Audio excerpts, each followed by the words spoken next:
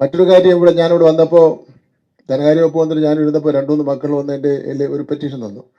ഇവിടെ എൻ്റെ പെറ്റീഷൻ തന്ന കക്ഷികളെവിടെ പോയോ? കൈവക്ക് എണേറ്റിക്ക്. അപ്പം അവരുടെ പ്രശ്നം എന്ന് വെച്ചാൽ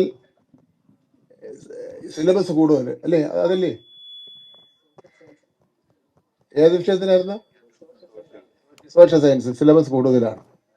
അത് പൊതുവിലുള്ള ഒരു പരാതിയാണ്.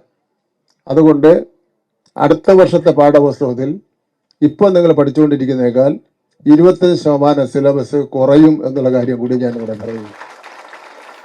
അപ്പോൾ അത് കരിക്കുലം കമ്മിറ്റി അംഗീകരിച്ചു കഴിഞ്ഞു.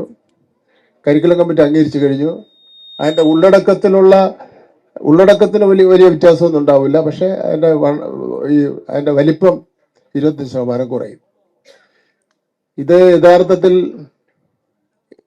ഇങ്ങനെ ഒരു ആശയത്തെ സംബന്ധിച്ചിടത്തോളം ചർച്ച ചെയ്യുവാനുള്ള കാരണം എന്ന് പറഞ്ഞാൽ, ഒരു സ്കൂളിൽ ചെന്നപ്പോൾ ഒരു കുട്ടി ഇതേപോലെ വന്ന് ഒരു കത്തെഴുതുന്നു എനിക്ക്.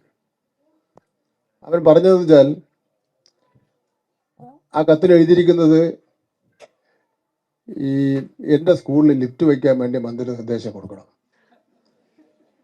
അപ്പം ഞാൻ അതായത് എക്സ്പ്ലെയിൻ ചെയ്തിട്ടുണ്ട്. ഈ പാഠപുസ്തകത്തിൻ്റെ വലിയ സഞ്ചി തോളിൽ തൂക്കിയിട്ടുണ്ട്. എൻ്റെ 4ാമത്തെ നിലയിലാണ് എൻ്റെ ക്ലാസ് റൂം. കയറാൻ വേണ്ടി വലിയ പ്രയാസമാണ്. എല്ലാ ദിവസവും വീട്ടിൽ ചെന്നാൽ ഭയങ്കര നട്ടല് വേദനയാണ്. അമ്മയാണെങ്കിൽ വലിയ വഴക്കം പറയാണ് ഇരുന്ന് പഠിക്കാത്തതുകൊണ്ട്. അപ്പം അതുകൊണ്ട് ലിഫ്റ്റ് ഉണ്ടാക്കി തരണം. പക്ഷേ ഞാൻ നടന്നു പോയിക്കോളാം. എൻ്റെ പുസ്തകം ലിഫ്റ്റിൽ കയറ്റി മുകളിലോട്ട് കൊണ്ടിട്ട്. ഇതാണ് അവൻ്റെ ആവശ്യം. അതിനുശേഷം നമ്മളൊരു നിർദ്ദേശം കൊടുത്ത് പുതുതായിട്ട് വയ്ക്കുന്ന എല്ലാ സ്കൂളുകളിലും ലിഫ്റ്റും അതുപോലെ തന്നെ ഭിന്നശേഷിക്കാർക്ക് പോകുന്നതിന് വേണ്ടിയുള്ള റാമ്പും വയ്ക്കണമെന്നുള്ള നിർദ്ദേശം നമ്മൾ കൊടുക്കുകയുണ്ടായി. അപ്പം ഞാൻ സൂചിപ്പിച്ചതാണ്, വിദ്യാർത്ഥികളുടെ ആവശ്യങ്ങൾ അറിഞ്ഞുകൊണ്ട് കാര്യങ്ങൾ നിർവഹിക്കുന്ന ഒരു നിലപാടാണ് നമ്മൾ സ്വീകരിക്കുന്നത്.